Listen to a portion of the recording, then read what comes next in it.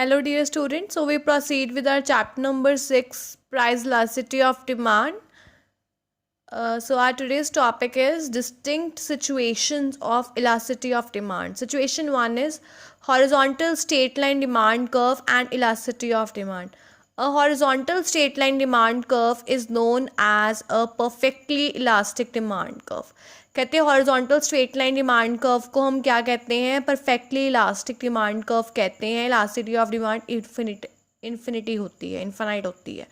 ये वो सिचुएशन है when there is a small change in price causes an infinite change in its demand. कि अगर small change price में आ रहा है उसकी वजह से डिमांड में इन्फिनाइट चेंज आता है. सो परफेक्टली इलास्टिक डिमांड में इलास्टिसिटी क्या होती है, infinite. So we are having x-axis and y-axis. On x-axis we are having quantity and on y-axis we are having the price 0 to 4 and 4 on 4 we draw that D curve, demand curve. And the demand increases from 10 to 20 to 30. So D क्या है, D कहते हैं perfectly elastic demand curve है which is parallel to x-axis. It shows that if a price is slightly increased, अगर कहते हैं price slightly increased हो गया है from 4, the demand falls to 0. At the prevailing price 4, the quantity demanded may be 10, 20 and 30 or any of the amount of the commodity. So elasticity of demand is infinite.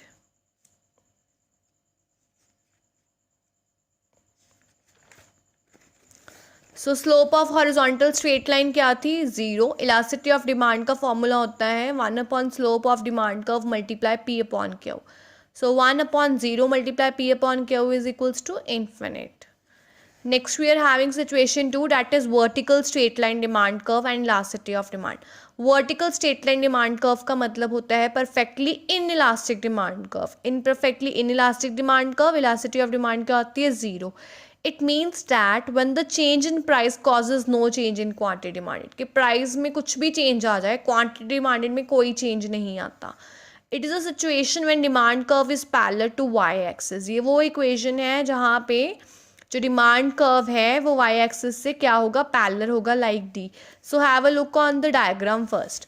This is your diagram. We are having x-axis and y-axis. On x-axis we are having quantity, on y-axis we are having price. So as I told you, this is a vertical straight line demand curve. Here the elasticity of demand is 0. Vertical straight line demand curve है, इसे हम क्या कहते हैं, perfectly inelastic demand curve. Elasticity of demand क्या होती है, 0 होती है. ये वो situation है when the change in price change हो रहा है causes no change in quantity demanded. The quantity demanded में कोई change नहीं आया. So when the price is 2, demand is for 4 units. When price rises to 4 or to 6, the quantity demanded remain constant at 4 units. So elasticity of demand is 0. So have a look on this. Slope of vertical straight line क्या होती है, infinite. Elasticity of demand का formula होता है 1 upon slope of demand curve multiply P upon Q. So 1 upon infinite into P upon Q is equals to 0. So elasticity of demand in case of vertical straight line demand curve is 0. Next we are having a third situation. Rectangular hyperbola demand curve and elasticity of demand. Rectangular hyperbola वो curve होता है जहाँ पे सारे rectangle के areas, ये जो areas है रेक्टेंगल के वो इक्वल होते हैं. So a rectangular hyperbola is a curve under which all the rectangular areas are equal. Each rectangular area under demand curve shows total expenditure on the commodity. कहते हैं हर एक एरिया हमें total expenditure बता रहा है commodity का.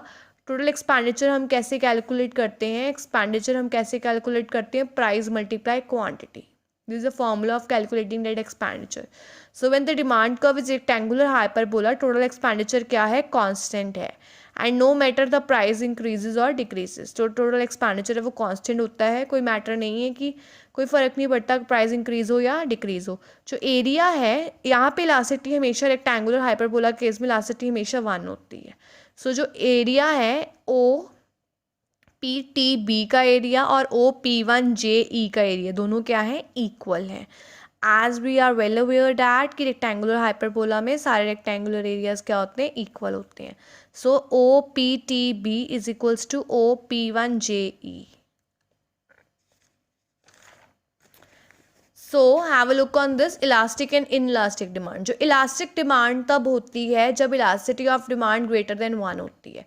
इसका मतलब है कि जो परसेंटेज चेंज है क्वांटिटी डिमांडेड का वो ज़्यादा है percentage change in price of the commodity से. I repeat it. Demand for a commodity is elastic if elasticity of demand is greater than unity. Unity means 1. It means that कि जो percentage change है quantity demanded का it is greater than percentage change in price of the commodity. Next we are having the demand for the commodity is inelastic. Inelastic का मतलब है कि it is less than unity, less than 1. So it implies that the percentage change in quantity demanded is less than percentage change in price of the commodity. कि जो percentage change है quantity demanded का वो कम है percentage change in price of the commodity से. So we proceed with the next topic that is topic number 5 factors affecting price elasticity of demand. So there are basically 9 factors affecting the elasticity of demand. So we proceed with the first point, that is the nature of commodity. So nature of commodity में है सबसे पहले necessity goods आते हैं. Ordinarily the necessities like salt, kerosene oil, matchbox etc. have inelastic demand. इनकी क्या होती है demand inelastic. luxuries like air conditioners, costly furniture, fashionable garments, they have elastic demand. Next है jointly demanded goods like bread and butter, like pen or ink. It shows a moderate elasticity of demand. So this is the point, your first point, it is nature of commodity. Next है availability of substitutes. Demand for goods which have close substitutes like tea and coffee is relatively more elastic. कहते जो demand है goods की जिनके close substitutes हैं उनकी demand क्या होती है मोर इलास्टिक होती है. Because when a price of such goods rises, the consumer has the option to shift to the substitute. कहते हैं वो इसलिए इनकी डिमांड इलास्टिक होती है. अगर प्राइस उस पर्टिकुलर एक गुड का अगर इंक्रीज भी हो गया तो कंज्यूमर के पास ऑप्शन होता है उसके सब्सिट्यूट को यूज़ करने का.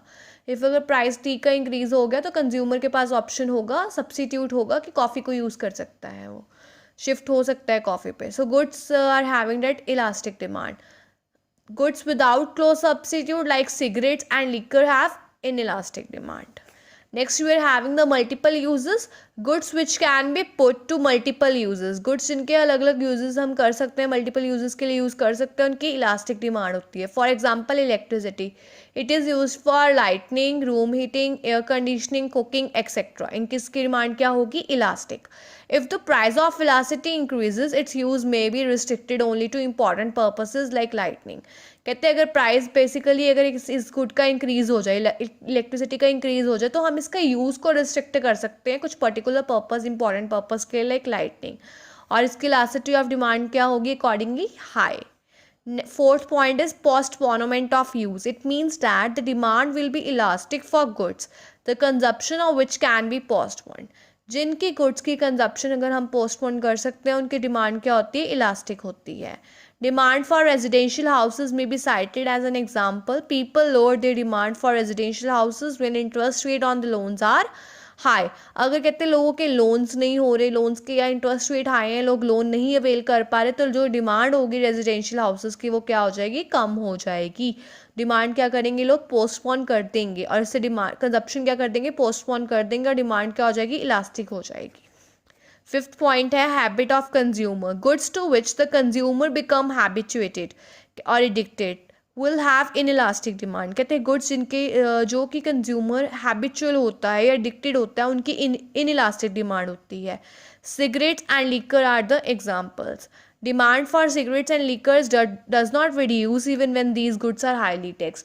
कहते हैं अगर हम इन गुड्स पे टैक्स भी इंक्रीज कर देना तब भी इनकी डिमांड कम नहीं होगी क्योंकि लोग हैबिचुअल हैं, इसके लोग एडिक्टेड हैं. और जिन गुड्स के लोग एडिक्टेड होते हैं या हैबिचुअल होते हैं उनकी क्या होती है इनइलास्टिक डिमांड होती है. Sixth point is income level of the buyer. In income level of the buyer, elasticity of demand for a good also depends upon the income level of the buyer. जो elasticity of demand है वो income level पे भी depend करती है buyer के. अगर buyer high end consumer है then the elasticity of demand is expected to be low. Demand for luxury cars by the multi-billionaires.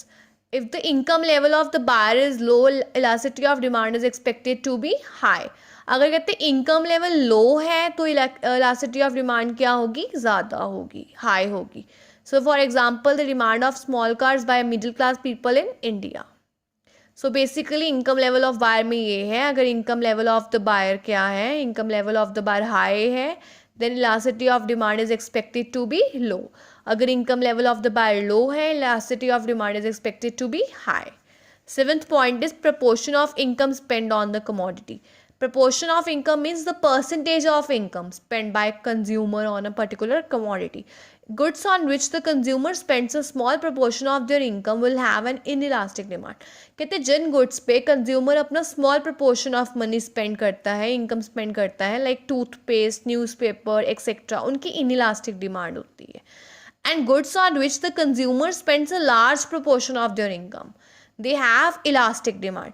कहते हैं वो गुड्स जिस पे कंज्यूमर अपना ज़्यादा पैसा खर्च करता है अपनी इनकम का, लाइक क्लोथ, स्कूटर एक्सेट्रा, उनकी क्या होती है, इलास्टिक डिमांड होती है. 8th point we are having the price level. Elasticity of demand also depends upon the level of price of the concern commodity. कहते हैं इलास्टिसिटी ऑफ डिमांड किस पे डिपेंड करती है, प्राइस ऑफ द कमोडिटी पे.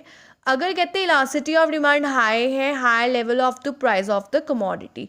अगर प्राइस है commodity का ज़्यादा है, इलास्टिसिटी ऑफ डिमांड क्या होगी, ज़्यादा होगी. And low at lower price, lower level of the price, और कम होगी at the lower level of the price. So basically elasticity of demand किस पे डिपेंड करती है, the level of the price of the concern commodity. Next we are having the time period. So demand is inelastic in short period. Demand inelastic होती है short period में, elastic होती है long period में. It is because long period is long enough for a consumer to change his consumption habits. वो इसलिए ऐसा होता है long period में elastic इसलिए होते हैं क्योंकि long period में consumer के पास time होता है कि वो अपनी consumption habits को change कर सकता है. So we have done with our factors affecting the elasticity of demand. सबसे फर्स्ट पॉइंट है nature of commodity. Second point हमने डिस्कस किया availability of substitute. Third point is multiple uses. Fourth point is postponement of use. Fifth point is habit of consumer. Sixth point is income level of the buyer. Seventh point is proportion of income spent on a commodity. Eighth point is price level. Ninth point is time period.